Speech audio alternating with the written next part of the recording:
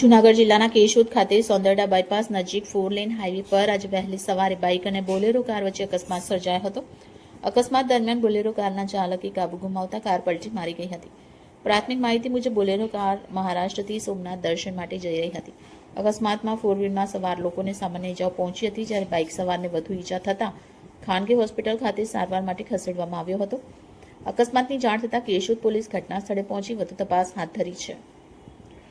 Bypass road પર અવારનવાર અકસ્માતોની ઘટનાઓ બનતી હોવાને કારણે સ્થાનિકોમાં ચિંતા જોવા મળી રહી છે. Reporter Harsh Pandya, A to Z news, Keshod.